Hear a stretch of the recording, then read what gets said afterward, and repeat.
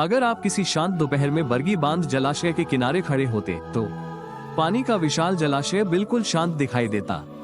ये दर्शनीय स्थलों की सैर के लिए एकदम सही पृष्ठभूमि थी।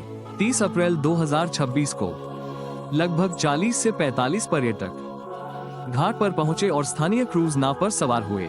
लेकिन जैसे ही यात्री अपनी सीटों पर बैठे, एक महत्वपूर्ण सुरक्षा प्रोटोकॉल को चुपचाप नजरअंदाज कर दिया गया। नाव में लाइफ जैकेट मौजूद थे, लेकिन उन्हें जंगलों में बांटने के बजाय उन्हें बड़े करीने से लॉकरों में पैक करके रखा गया था। संचालकों ने इस सैर को एक सामान्य यात्रा की तरह लिया। फ्लोटेशन गियर को पहुंच से दूर रखकर उन्होंने अनजाने में उन यात्रियों से एकमात्र सुरक्षा कवच छीन लिया जो पानी के अचानक उग्र होने पर उनके पास होता। जलाशय के इस एनिमेटेड मानचित्र को देखकर हम देख सकते हैं कि नाव कैमारिया द्वीप के तट से लगभग 300 मीटर दूर अपना रास्ता बना रही है। गहरे पानी में नाव किसी भी तत्काल बचाव से भौतिक रूप से अलग थलग पड़ गई थी। दोपहर 3 बजे से 4 बजे के बीच शांत वातावरण गायब हो गया। बांध के ऊपर घने काले तूफानी बादल तेजी से छा गए, जो वायुमंडलीय दबाव में भारी गिरावट का संकेत दे रहे थे। आसमान में अंधेरा छाने लगा और पानी पर हवाएं तेजी से चलने लगी। फिर भी चालक दल ने भंडारण लॉकर खोलने की कोशिश की। लाइफ जैकेटें वहीं पड़ी रही। किनारे से दूर तैरते हुए यात्रियों के पूरी तरह असुरक्षित होने के कारण जहाज ने अपनी सभी सुरक्षा व्यवस्थाएं खत्म कर दी थी। जब तूफान आखिरकार थम गया तो जहाज पर सवार लोगों के पास गलती की कोई गुंजाइश नहीं थी। तूफान ने भयंकर बल के साथ दस्तक दी। हवाएं कुछ ही मिनटों में हल्की हवा से बढ़कर 60 से 70 किलोमीटर प्रति घंटे की रफ्तार से चलने लगी। जलाशय की सतह पर भीषण हवा का दबाव बढ़ गया, जिससे आक्रामक लहरें उठने लगी और तुरंत जलाशय के किनारे से टकराने लगी। अधिकारियों को संदेह है कि जहाज पर जरूरत से ज्यादा भार था। जलस्तर से ऊपर अतिरिक्त मानव भार के कारण जहाज का ऊपरी हिस्सा भारी हो गया, जिससे उसका गुरुत्वाकर्षण केंद्र ऊपर उठ गया।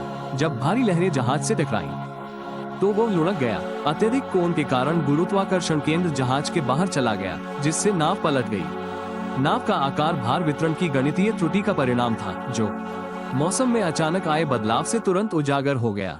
दर्जनों लोग अचानक गहरे उफनते पानी में गिर पड़े। दिशाहीन और आंधी से बुरी तरह प्रभावित होकर उन्हें नंगे हाथों से पानी में तैरना पड़ा। जीवन रक्षक जैकेट डूबती नाव पर ही थी, लेकिन भंडारण कक्षों में बंद होने के कारण उनका कोई उपयोग नहीं था। डूबते पर्यटकों की मदद करना असंभव है।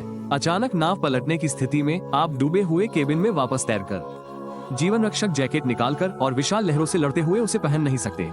आपातकालीन उपकरण का पूरा उद्देश्य ही विफल हो जाता है यदि उसे तैनात करने के लिए शांत और व्यवस्थित वातावरण की आवश्यकता हो। यदि संचालक संकट शुरू होने से पहले ही उपकरण वितरित करने का इंतजार करते हैं, तो बहुत देर हो चुकी होती है। स्थानीय एजेंसियों ने एसडीआरएफ और एनडीआरएफ के साथ मिलकर तत्काल बचाव अभियान शुरू किया। लगातार तूफानी परिस्थितियों में कम होती रोशनी से जूझते हुए वे 24 लोगों को पानी से निकालने में कामयाब रहे, लेकिन अंधेरे पानी ने अपना कहर बरपा लिया। खोज टीमों ने अगली सुबह तक 9 मौतों की पुष्टि की, जबकि कई अन्य यात्री अभी भी लापता थे। खोज के दौरान गोताखोरों ने सतह के नीचे एक भयावह खोज की। उन्हें मां का शव उसके नवजात शिशु के साथ मिला।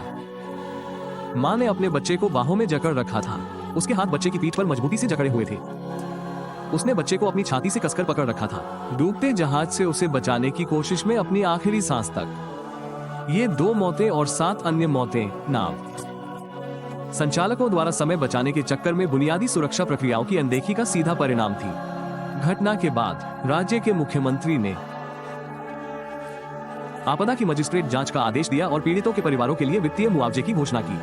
हालांकि जब राज्य के पर्यटन मंत्री घटनास्थल पर पहुंचे तो उन्होंने प्रेस के सामने स्वीकार किया कि उन्हें इस बात की बिल्कुल भी जानकारी नहीं थी कि नर्मदा नदी पर पेट्रोल और डीजल से चलने वाली नावों के संचालन पर पहले से ही सख्त प्रतिबंध लगा हुआ है।